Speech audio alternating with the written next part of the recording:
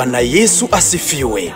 Tunawatangazia watu wote kuna mkutano mkubwa wa Injili unaoandaliwa na missionary for the revival of the gospel in the world.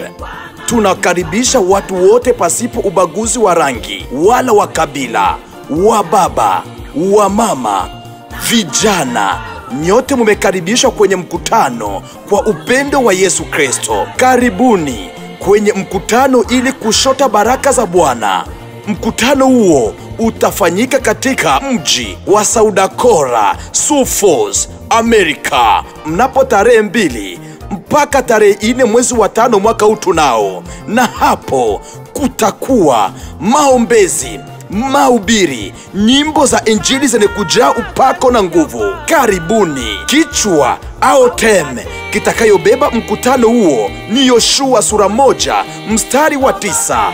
Usiogope. Tumika kazi ya Bwana kwa ujasiri. Katika mkutano huo kutakuwa watumishi kutoka sehemu mbalimbali kama vile Mama Coordinatrice Evangeliste Angelani Isanganino, mwimbaji mkuu wa nyimbo za Injili kutoka Sioux Falls, Saudakora, Missionary Laurent Amisi Apata kutoka Sioux Falls, Saudakora, Pastor Fataki Mtambala kutoka Wisconsin, Pastor Alex kutoka Michigan, Pastor Saidi kutoka Iowa Divoi, Pastor Sungura Eradi kutoka Sioux Falls, Saudakora, Pastor Jeremiah kutoka Sioux Falls, Saudakora, Pastor Mikomba Alimasi kutoka Sioux Falls, Saudakora. Wewe ndugu katika Bwana, usikose kufika kwenye mkutano huo mkubwa wa Injili tarehe 2 mpaka tarehe 4 mwezi wa 5 mwaka huu tunao. Karibu,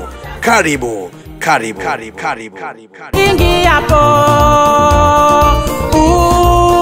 utokapo, Yesu anakujua, uenda kopote yu pamoja nawe.